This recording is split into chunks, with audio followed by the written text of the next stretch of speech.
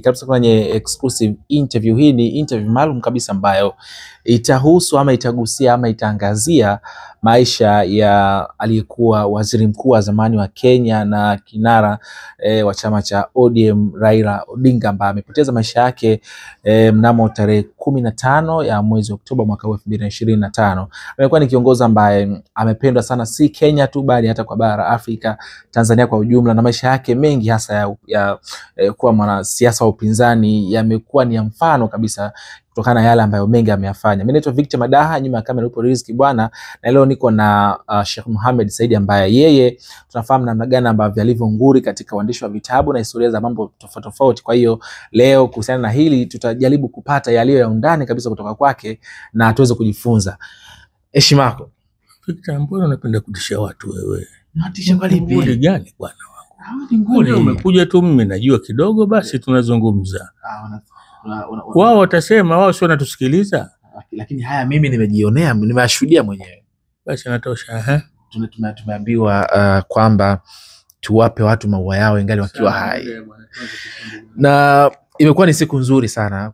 Nakumbuka nilikutafuta, ilikuwa ni Ijumaa ilikuwa ile.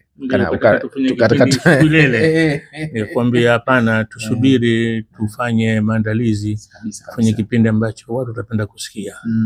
Na sasa wewe utaamua kwa je, kama tungefanya juzi na tungefanya leo tumepata faida gani kwa kuwa na subra. Kabisa.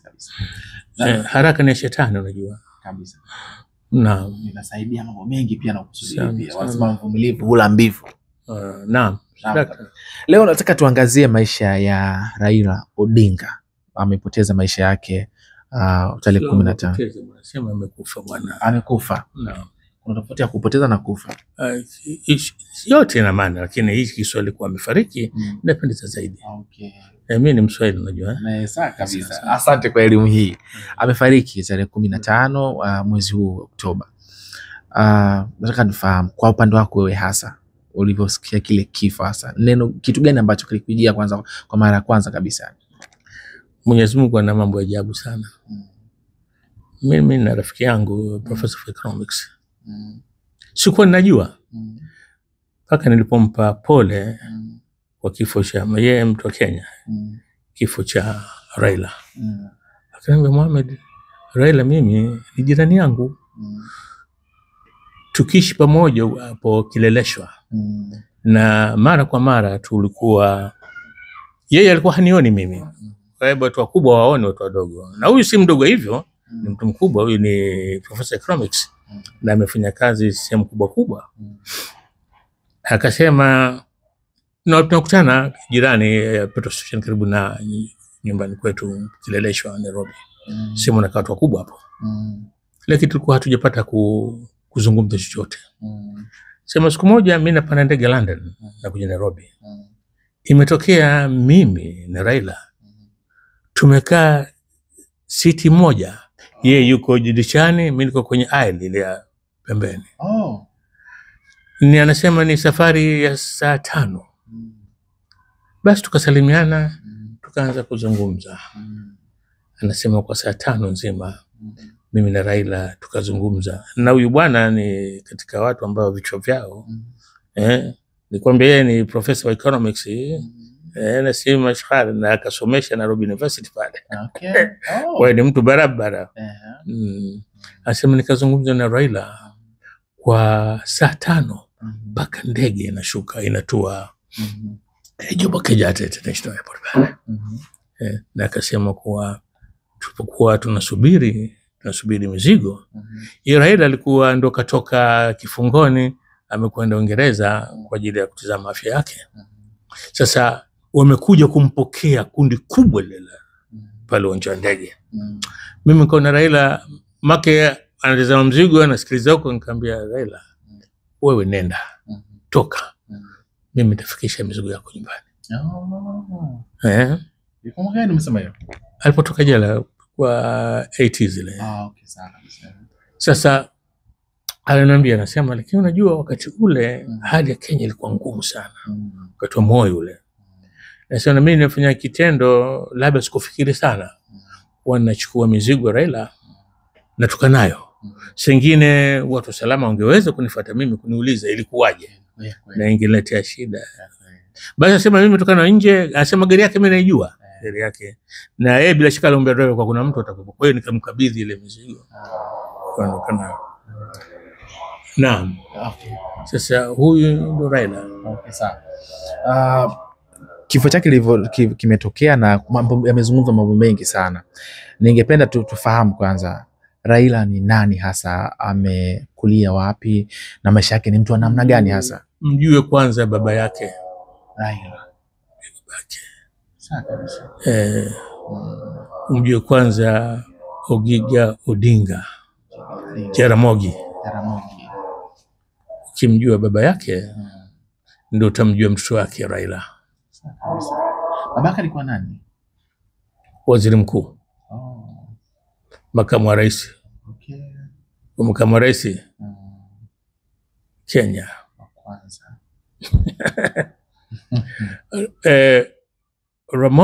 Jaramogi ameandika kitabu Noti Yetu Uhuru. Kile kitabu ni maneno na ameweka picha nyingi sana. Katika picha zote ambazo mimi kitabu sinacho katika maktaba, lakini nimekitizama kwa Professor Google. Kaniletea kitabu kizima. Kitabu utangulizi ameandika Kwame Nkrumah. Nakumbuka nilikwambia tusubiri nifanye utafiti, nitalii vitabu. Kwenye kitabu kile ukikisoma ndio utaijua jamii ya Kenya iko vipi. Na utaona yale matatizo ambayo baba yake alipitia ya kufungwa jela. Si tu kufungwa jela, babake alifikia mari alifilisiwa mali ya milioni 400 katika miaka 60. Alikuwa na kampuni kubwa ya mabasi. Babake Raila. Lakini kwa sababu ya msuguano wake na Jomo Kenyatta kusema malizeni huyo. Kwa hiyo mali wanasema wazungu it went for a song. Wamekwenda kumpiga tanchi kuwa kashindwa kulipa deni bila mazungumzo, lakini nia ni kumfilisi. Na Raila anasema katika hali ile wakati kila kitu chetu kimekwenda, yani kutizama tumekuwa maskini, anasema baba ananipigia simu anazungumza kama vile hakikutokea kitu. Ni kisa kirefu na Raila amekieleza kwenye kitabu chake hiki. Hiki ni kitabu chake? Naam. Okay. Anaitwa na kuna vitabu viwili vya Raila. Kitabu kingine kama kaandika Mnigeria mmoja huyu hapa bwana. Huyu bwana anaitwa Baba Femi Badejo. Okay. Baba Femi Badejo alimfanyia mahojiano huyu rafiki yangu Professor Economics. Alimfanyia mahojiano kuhusu Raila. Katika kitabu hiki ambacho kinaitwa Raila Odinga in Any Man in Kenya Politics. Any Man, mtu wa maajabu katika siasa za Kenya. Alimhoji kuhusu Odinga na siasa za Kenya. Leo aliambia hebu kitafuta hiki kitabu utakuta ndani mimi namzungumza Odinga. Kwa hiyo hapa nakuzungumzia historia ya Odinga si kutokana na mimi ninavyomjua au kutokana na kitabu, kutokana na mtu ambaye kazungumza na yeye mwenyewe moja kwa moja. Unafahamu? Kwa hiyo umeona faida ya kuwa na subra. Wa subra inavuta kheri, haya tusingeyapata. Na sahibu yangu anasema tulizungumza sana. Na ninavyomjua rafiki yangu huyu ni mtu ambaye yeye anasikiliza zaidi kuliko anavyosema. Na ni mtu ambaye unapozungumza afu yeye anatembea katikati ya mistari yako. Sasa mimi nimenufaika na ile elimu yake huyu sahibu wangu na jinsi anavyozijua siasa za Kenya. Sasa huyo Odinga unamuona leo, Raila huyu leo unamuona huyu leo, unaweza kusema ni sehemu ya pili ya baba yake.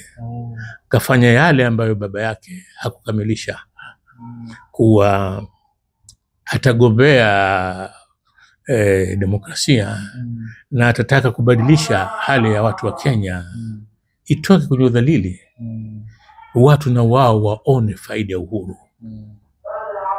Kwenye kitabu hiki hapana, kwenye noti yetu huru, wake uhuru bado hatujapata. Jaramogi anasikitika, anasema katika hotuba ya kupokea uhuru ya Kenyatta hakuwataja askari wa msituni, Mau Mau, wale walionyanyua silaha kupigana na Uingereza. Alafu anaendelea mbele, anasema kama vile hawa hawakuwa chochote. Sasa yeye anasema, Jaramogi Oginga Odinga anasema kama si wale kunyanyua silaha, wale wa Kikuyu. Unajua Mau Mau alikuwa na Kikuyu, na huyu Jaramogi Oginga Odinga yeye ni Mjaluo. Anasema kama si wale kunyanyua silaha, hata hizi harakati ambazo sisi tulikuja kufanya kuzungumza na Waingereza zisingekuwa na nguvu yoyote. Kwa hiyo sasa umepata picha ya, na katika kitabu hicho cha Noti Yetu Huru kuna historia ya kuvutia sana ya Ronald Ngala. Ronald Ngala yeye anatokea Pwani. Huyu bwana alikufa kwa ajali, na wanasema kuwa wanahisia kuwa aliuliwa kama alivyouliwa Tom Mboya. Tom Mboya Mjaluo. Huyu ni katika Mijikenda, watu wa Pwani wale, Wagiriama nani. Kuna picha ndani ya kitabu cha Noti Yetu Huru. Tom Mboya pamoja na Ronald Ngala pamoja na Jaramogi wamekwenda alipokuwa amefungwa Kenyatta jela huko, wamekwenda kumjulia hali. Sasa unaitizama ile picha ambayo ipo katika Noti Yetu Huru, halafu katika hawa watatu Jaramogi, Ronald Ngala na Tom Mboya, hawa wawili waliuliwa. Napata picha sasa ya siasa za Kenya. Lakini Jaramogi yeye amekuja kufa kifo cha kawaida. Hawa watu wanakwenda kumtizama kiongozi wa nchi, lakini baada ya kutoka katika nchi, baada ya uhuru patikana, na hao walisema hatukubali uhuru bila Kenyatta, sisi bila kuachiwa. Jaramogi huyo. Wewe unaona siasa za kule. Alafu nikakuletea kitabu kimoja hiki.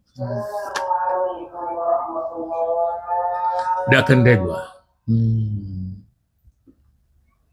Walking in Kenya struggles. Kenyatta's struggles. Huyu alikuwa ndio governor wa benki kuu ya Kenya. Duncan Ndegwa. Huyu Duncan Ndegwa mimi nimekutana naye siku moja. Nilikuwa na rafiki yangu Sal Davis. Sio kama siku nikuonyesha kitabu chake. Sawa, ulionyesha kabisa. Ilikuwa mwezi wa Ramadhani, mimi nimefunga, lakini yeye lazima aende kucheza gofu. Sal Davis anapenda kucheza gofu. Na katika listi ya mabingwa wa gofu Kenya, pamoja na Duncan Ndegwa, Sal Davis yuko kwenye kitabu hiki amemtaja. Tunaingia pale, akamwona Duncan Ndegwa, akasimama, akaniambia Mohamed, yule ndio Duncan Ndegwa, ukimsikia ndio yule. Na ndio kanitia moto kwenda kununua hichi kitabu. Ndio kule Mombasa ilikuwa. Wakaja pale wakasalimiana kuondoka. Sasa ukisoma kitabu hiki ukaona maisha ya hawa Kenyatta struggles, uko na maisha ya Duncan Ndegwa hawa, anasema babake Raila Jaramogi, anasema hali si kama tuliotegemea. Sasa hebu tuje kwa Koigi wa Mwere. Koigi wa Mwere na Raila wamekutana jela. na jela zote ngumu zile, Kimiti, Shimo la Tewa, sijui Homa, kote huko hao wamefika na mateso wamepata makubwa. Leo nilikuwa natazama clip moja wa Mwere, wanamhoji kuhusu rafiki yake Raila. Kamweleza kama vitakiwa kumweleza kwa vizuri, lakini akasema, lakini vile vile mimi bado nasikitika. Vipi Raila alikuja kuungana na watu wale wale ambao sisi tulikuwa tunapambana nao, ila hali kile tulichokuwa tunakipigania tulikuwa tujakipata. Vipi? Vipi? Na maana gani? Vipi? Swala kujiuliza. Kwa hiyo umeniuliza ni kuhadithie kuhusu Raila. Ni kwa Raila alikuwa na nguvu. Raila ameshinda uchaguzi wa 2007, ule alishinda, ule unajua lakini yalotokea sote tunajua, na matokeo yake yakaleta vita kubwa na watu wengi wakafa. Raila alikuwa na nguvu ya kuhamasisha. Utake usitake utamsikiliza tu. Nilikuwa na rafiki mmoja anaitwa Hamia, sasa anapata karibu miaka 10. Yeye Hamia wazee wake wanatoka Kenya, lakini baada ya mapinduzi wazee wake walikimbilia Mombasa. Kwa Mombasa, na yeye kidogo alikuwa anamunga mkono Raila. Basi nikaa naye kinihadithia baza Raila, yeye anaweza kumwiga mpaka sauti yake nikona. Twende kwenye debe, anasema ile sanduku la kura Raila analita debe. Sasa anasema vipi kwa hiji wa Mwere, anasikitika, anasema vipi kila ambacho sisi tuko tunakipigania. Sema labda ndio kama huwezi kuwashinda, labda ndio ukana nao. Inasikitisha kidogo hapo. Ningependa sasa tuidadavue historia ya Odinga katika siasa za Kenya. Zilianzia wapi hasa mpaka ikafikia hatua akafungwa jela, akatoka na akaanza tena hiyo movement ya kuhakikisha kwamba democracy Kenya inapatikana? Raila amefuata nyayo za babake. Huwezi kumuuliza Raila ataanza wapi, kwa sababu kazaliwa kwenye familia ya siasa. Na harakati zile ndio zile. Yeye lazima munge mkono babake.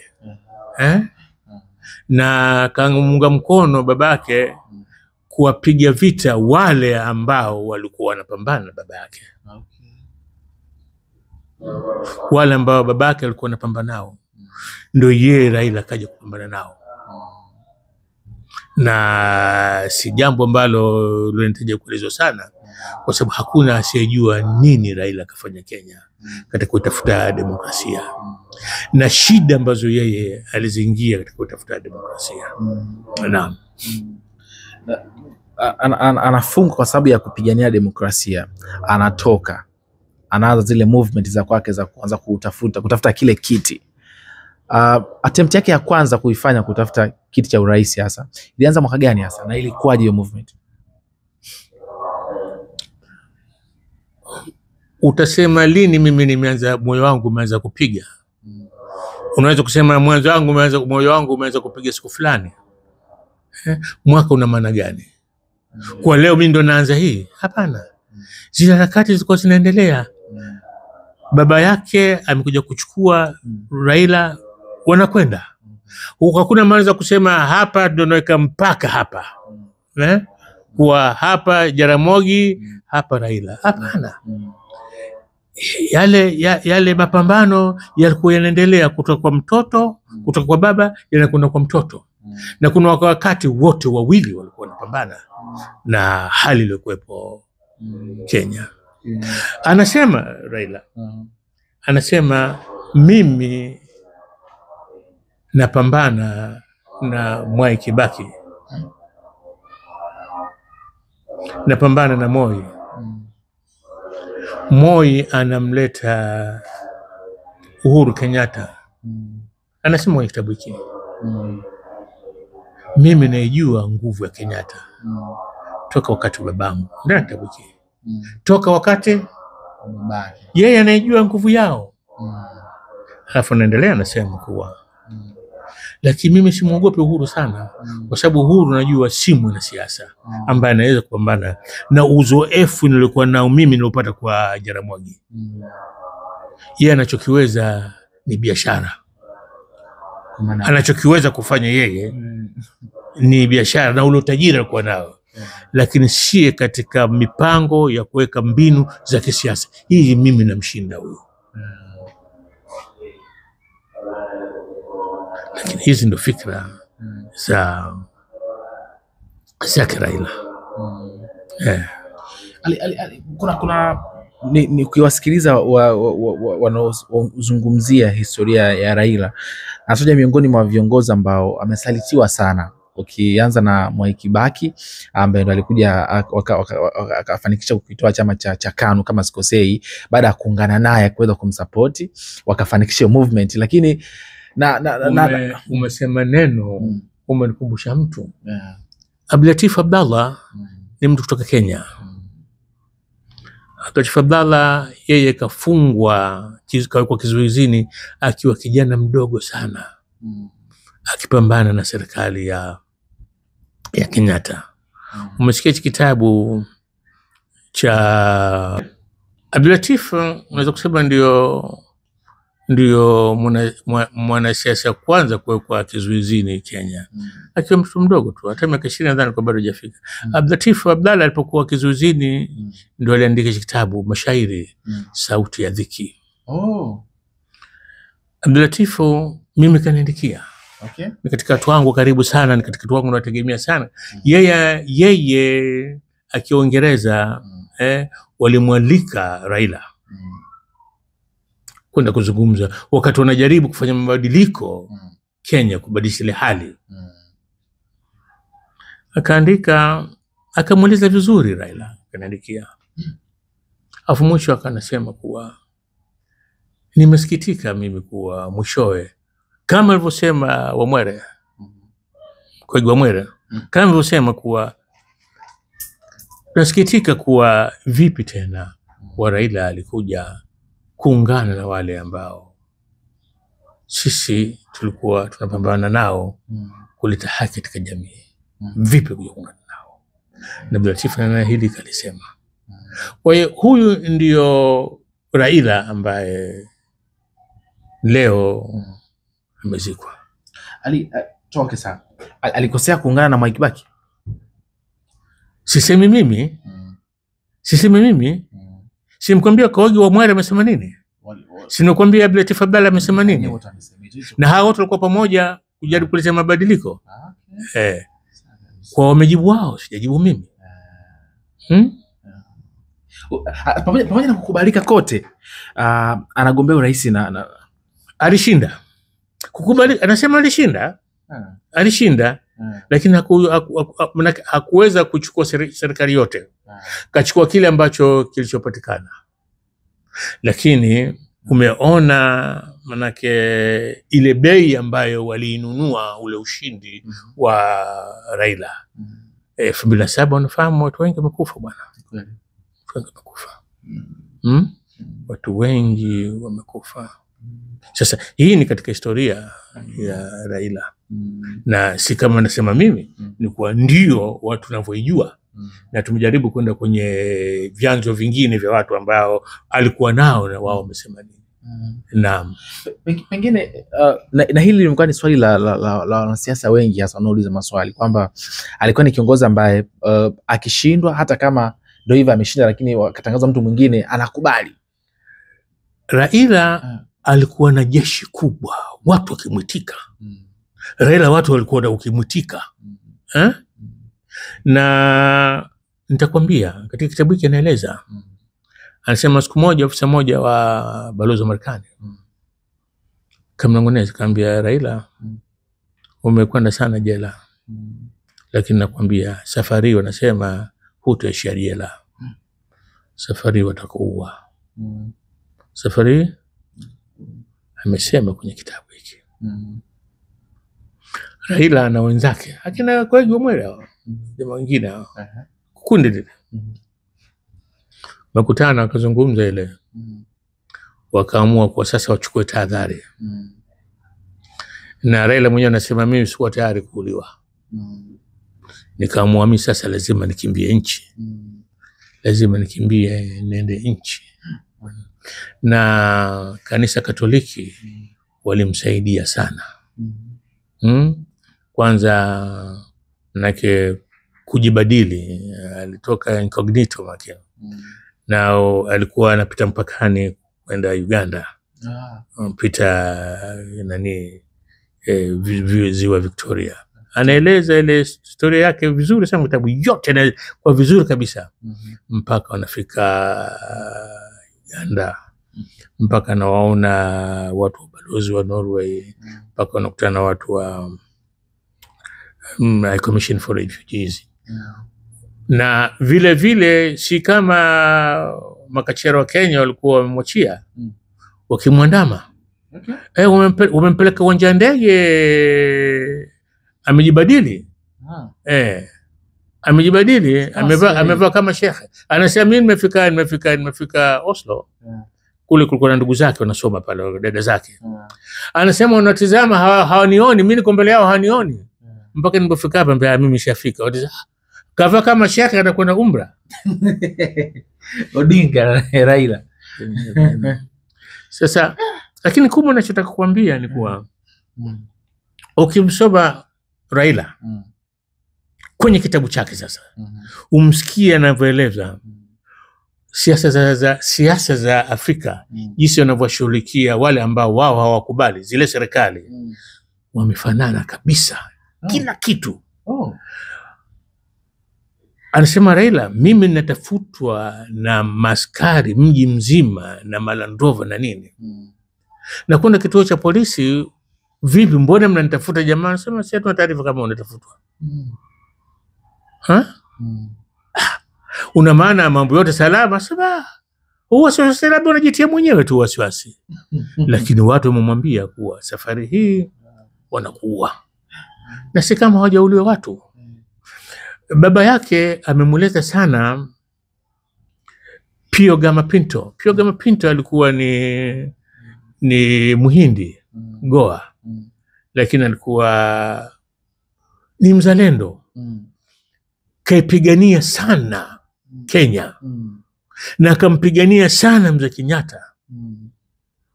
Pio Gama Pinto ndio wa kwanza kuuliwa katika historia ya mauaji ya viongozi wa siasa ya Kenya.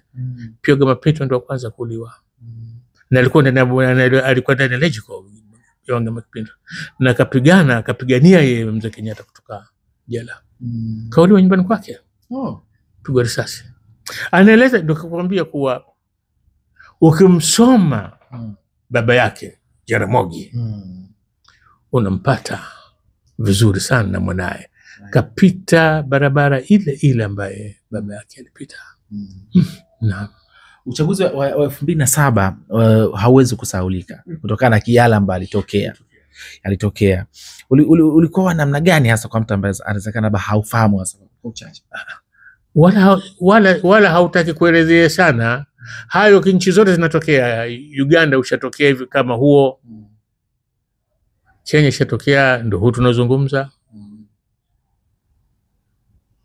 Unataka kusema na kwingine? Kwa nini mfumo ulikuwa humtaki pamoja na kushinda? Alikuwa na nini ambacho mamlaka zilikuwa zitaki kumpa uongozi ngazi ya urais? Japokuwa alikuwa anashinda kama unavyosema. Sasa Victor, ndio swali la kuniuliza mimi bwana, kwa nini hujui? Sasa hata wewe unaweza kujibu swali hilo, wala si la kuniuliza mimi bwana. Ndio swali la kuuliza mimi. Sote tunajua, hata wenye kutusikiliza wanajua kwa nini. No, hapana. Kwa mfano Mwai Kibaki. Usinichuganishe bwana. Mwai Kibaki alipitia kupitia chama pinzani. Kwani alikuwa nini alipewa baada ya kushinda, baada ya kumuondoa Rais Moi, na baada ya Moi kuondoka yeye alikuja akapita Mwai Kibaki kupitia chama pinzani. Tukimaliza hapa akitafuta network huru kisome. Ndio maana nikakuletea na kitabu hiki. Huyu Daka Ndegwa huyu Mkikuyu huyu. Kenyatta Struggles. Umsome. Anaelezea mshiko kwanza kukutana na Kenyatta. Na alipompa kazi.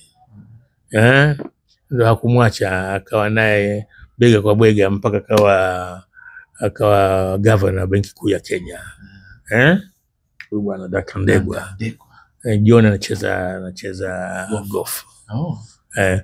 Na katika noti yetu huru anaeleza Jaramogi, anasema katika yote, hapana, hii anasema Wamwere katika klipu, anasema haya yote leo Kenya ilivyo, kama kuna watu wamenufaika, basi ni wafanyakazi wa serikali na wale ndio wananufaika na hali kama ya nzuri, lakini sio wale ambao sisi tumewapigania, akina maana yeye na Raila Odinga wanapigania. Wale hawajanufaika na juhudi zao zote zile juu ya wao kujitolea kiasi kile. Orange movement, banana movement, hasa zile ni majina tu, lakini manake nasema ni tumbaku ile ni kiko kile lakini tumbaku tu ndio kwa tofauti, lakini kiko chenye wanachovutia ndio kile.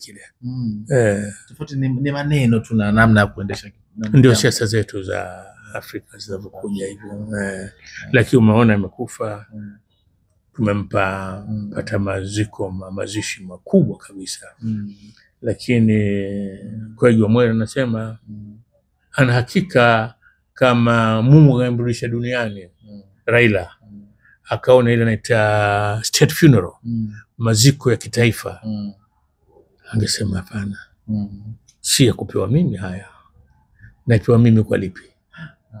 Napewa mimi kwa lipi? Waziri Mkuu 2007 serikali ya mkato anasema ukisha kwa waziri mkuu basi una deserve. Unapenda sana kubebesha maneno yale unabadili kama kiongozi mkubwa, hali ndio ile bwana, hali ndio ile hali ni ile, hakuna kilichobadilika. Nimekupa mfano hapa, nakwambia kwa Wamwere amesema wanashangaa, na Abdulatif ajua akasema vizuri, lakini akasema lakini ndio bahati mbaya hata kazi yenyewe haijakamilika. Na unaweza kusema kuwa kazi haijakamilika kwa sababu leo tuna Gen Z. Sasa Gen Z utaunganisha na nani? Gen Z ni kuwa naendeleza kazi ile ambayo bado haijakamilika. Okay, sawa, kazi ambayo haijakamilika. Nakumbuka 2013 baada ya matokeo ya kwanza kutangazwa, nakumbuka alikuja akasusia unanili namna wakati kulikuwa na uchaguzi wa Kenyatta, kitu kama sikosei. Kwanza hapo kwenye tume ya uchaguzi umeme umekatwa. Mambo ya Afrika. Unajua bwana, historia ya Afrika ina raha yake bwana. Umeme umekatwa, vyombo vyote vya habari havipatikani. Hapo vilikuja kuwashwa KBC peke yake ndio wako hewani, wale wengine wote unafanya kazi kufananisha na nchi za jirani, kufananisha na Afrika. Ilikuwaje hii moja jambo ambalo kidogo limeleta taswira ambayo nilikuwa natamani nifahamu kutoka kwako, ili kaa vipi hasa, pamoja na kwamba Odinga alikuwa anakuja baadaye anaungana na ambao tunasema vile watesi wake, hata kwa Uhuru Kenyatta pia kwa the same story, alikuja akaungana naye kwenye uchaguzi ambao alikuwa anashindana na nani, William Ruto, na baadaye dakika za mwisho akashindwa. Kwa nini aliweza kuungana pia na Kenyatta? Bwana wangu, bwana wangu, ilikuwaje hiyo? Mbona wewe unataka kutoa kipunje tu kwenye jicho na gogo wewe unalo kwenye jicho lako? Maalim Seif,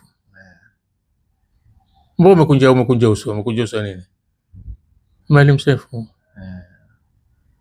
chaguzi zetu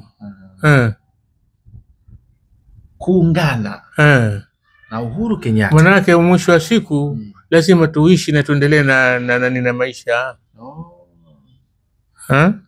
Umeelewa? Okay. Lakini unaweza kumlaumu, ukitaka utamlaumu kama leo unavyomlaumu Raila. Basi bwana, sasa tutafanya nini? Lazima tuishi, lazima dunia iendelee, maisha yaendelee. Hatuwezi kusema tutavutana, umeshindwa mimi nimeshinda, mpaka lini? Lazima maisha yaendelee na tujaribu kujenga nchi. Ngoja nikwambie, mataifa mengi hata haya Scandinavia ambayo tunasema ni ya kiungwana sana, wanaunga mkono wakati mwingine hata serikali wanajua kama serikali haikushinda uchaguzi. Lakini kutaka watu wasiendelee kuteseka na tuondoe hizi hasama, watu waishi maisha mazuri, maisha endelee, patikane amani.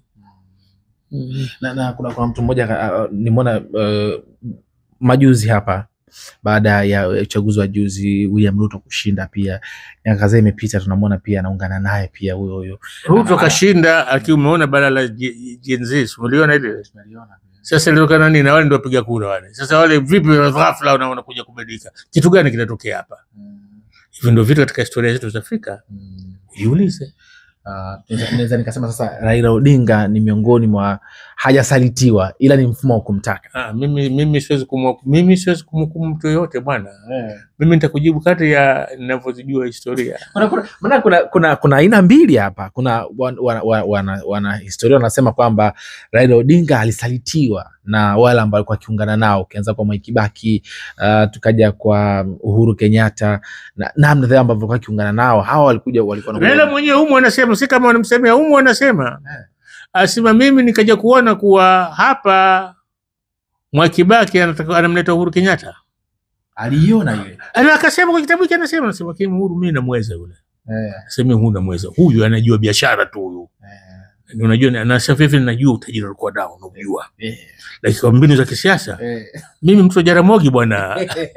Anazungumza katika kitabu hiki. Mimi mtu wa Jaramogi bwana, aniweze kwa mbinu mimi huyo. Asi ndio hivyo siasa zetu za Afrika. Chama chake cha ODM ambacho amekiacha kimekuwa ni chama ambacho kina nguvu sana. Unaona hata rais ambaye amepita yuko madarakani, ambavyo challenge ilikuwa ni kubwa sana katika uchaguzi uliopita. Pengine hasa chama chake ni chama cha namna ipi hasa katika kuendea mambo ya kijamii hasa na kuwasaidia wananchi wa Kenya? Maana Odinga sio tunajua kuwa yeye yuko pamoja na watu. Kuwa anataka watu wanufaike na nchi yao. Lakini ndio hivyo. Siasa ndio hizi. Serikali ule mfumo uko pale pale. Uko pale pale. Hata kutikisika hujatikisika. Nakwambia ni macho ambacho mimi bwana, mimi usintie maneno mdomoni bwana. Mimi nasema lile mimi bwana, kama unavyoona napenda kusoma vitabu, nitamsoma huyu, nitamsoma. Unaona hapa nimekusema vitabu. Nimekuletea Ronald Ngala, nimekuletea mzee Duncan Ndegwa, nimemleta Raila. Na nimekuletea Duncan Ndwaoga, nikamwambia kwa mimi nimekutana naye Duncan Ndegwa kwenye golf course. Nyali golf course. Huko wingi mpaka uwe mtu wale za golf. Mimi nilikuwa nakwenda pale. Tena kimfuata Saul Davis pale. Kashamaliza kucheza golf. Anakwenda anakoga vizuri, anabadilisha nguo nyingi. Ilikuwa mwezi wa Ramadhani. Anabadilisha nguo nzuri. Mimi nishachukua, nakuja na gari pale. Nampisha yeye, anachukua gari, sasa tunakwenda zetu kufuturu mjini. Na nilikuwa naingia naye mle ndani klabu pale, naona watu wanasema nao na mimi najifundisha pale. Maka ananiambia huyu fulani. Kile society ya Kenya. Umeelewa? Pengine hasa nimeona hii kwa utamaduni, pengine ni utamaduni, lakini kwa kweli ulivyoiona hasa nimeona leo kwenye ibada yake ya mwisho ya mazishi ya Raila Odinga, wanasiasa wengi walikuwa kipanda kwenye jukwaa, wanajaribu kuzungumza ule ukweli kwamba kuna wengine ni wanafiki ambao wako hapa, wamechukua kiti chako na hivi na hivi, lakini pia tumeona muungana wote. Nimeona Raila alikuwepo pale na Uhuru alikuwepo pale, Ruto pia alikuwepo pale na wanasiasa wengine tofauti. Ina maana gani hasa hivi? Ni bahati mbaya tu kuwa mtu katika msiba anataka kuleta yale yaliyopita ya kurudishia machungu. Alipokufa Kenyatta, Jaramogi alikwenda mazikoni. Na Jaramogi alikuwa anatembea na usinga wake ule. Wa mke wa ng'ombe ule. Alikwenda pale katika mila za Kikuyu, za Kiluo. Alisikitika sana, aliomboleza sana, alilia sana. Na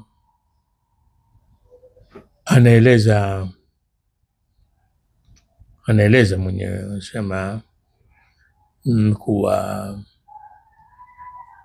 tuligombana, kanaweka ndani, lakini yote imekwisha leo. Kenyatta ndugu yangu, tumpigana naye pamoja uhuru, tumekuwa, lakini leo imekwisha sisi. Imekwisha. Ndugu yangu, nenda kwa amani, mimi na sina ugomvi na wewe tena, tumeshamaliza. Unaona Kwa hiyo ni katika mila zetu na hata katika dini. Mtu akishakufa sasa kuendeleza ugomvi wa nini? Kwa sasa yule keshakufa au wengine walikuwa wanafiki wanakuja pale vitu vya hapakuwa na haja hayo. Pale ni kuomboleza tu.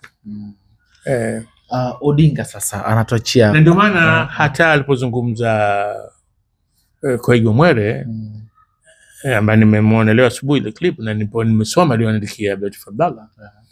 Na yeye aliteseka sana katika kifungo si Kenya, na alikuwa naye Uingereza kamwalika kwenye kampeni,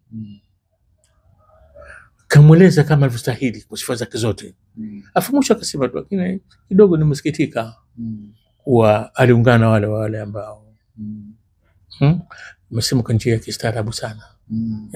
Sio kwa maneno makali, kusema kuwa hii ndio, lakini huyu ndio Raila. Mwishowe alitaka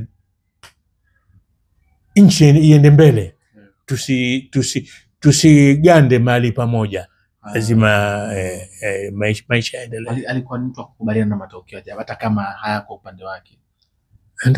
Ndio hapo nikagusia, nikamwambia, kwa nini wewe unataka kuona ya mbali, mbona uyaone hapa? Si Maalim Seif huyu yote yale mwisho wake si wamekaa wakatengeneza serikali ya umoja kitaifa, ndio inavyotakiwa. Nimeona viongozi wengi wamezungumza yale ambayo watamkumbuka nayo hasa. Wewe umebahatika kukaa na Raila Odinga kwa masaa 5 kwenye ndege. Pengine hasa wewe hasa alikwambia nini hasa, ama wewe katika maisha yake ya siasa haya utakumbuka yapi hasa? Ni kuwa Raila, unaweza kusema Waingereza wanaita turning point, sijui kwa Kiswahili tunasemaje. Unaweza kusema kishindo ni ile mapinduzi yaliyoshindwa ya kina ya Uchuka. Nakumbuka alikimbilia huko kujana ndege huko, baadaye walirudishwa Kenya. Pale ile ileta shida kubwa, watu wengi sana walikamatwa. Wengi walikamatwa na baadhi yao walikufa. Utamkumbuka kwa hiyo. Sasa hapo ndio hapo sasa unatizama mbele. Kwa ile ilikuwa kwa pale sasa, kama wale walikuwa kwenye madaraka kwa dhania kuna mchezo, wakajua sasa hii si mchezo tena sasa. Basi watu malize bwana, watosha. Sawa kweli. Basi na mimi nishukuru sana kwa yale ambayo tumeyazungumza, na kikweli hiki kitabu nitakisoma na mimi kwa undani, japokuwa umenijaribu kunipitisha machache mawili matatu na nimeelewa kwa undani kabisa. Sasa kwa wale ambao Duncan Ndegwa mswali kabisa uione jamii ya Kenya ile hapa class ile wenyewe ile sawa kabisa. Neno lako kwa familia ya Raila Odinga na Wakenya kwa jumla unawaambiaje sasa? Nawapa pole na pole, ndio kiona kiongozi shupavu, mtu ambaye ameacha alama yake katika siasa za Kenya. Na ni mjumuiya akipenda Afrika. Sawa kabisa. Asante. Na nilikuwa nazungumza na Sheikh Mohamed Saidi, tumezungumza mambo mengi sana kama vile ambavyo ameweza kusema kwamba anatoa pole, na mimi pia naungana pia na Wakenya wote, familia nzima ya Raila Odinga na ODM na wengine wote ambao walikuwa ni wapenzi ama wafuatiliaji pia wa mambo ya kazi za Raila Odinga. Tunawapa pole sana, Mungu ailaze roho yake mahali pema peponi. Amina. Hii ni Bongo Plus TV, mimi naitwa Victor Madaha, nyuma ya kamera yuko Polisi Kibwana. Asante.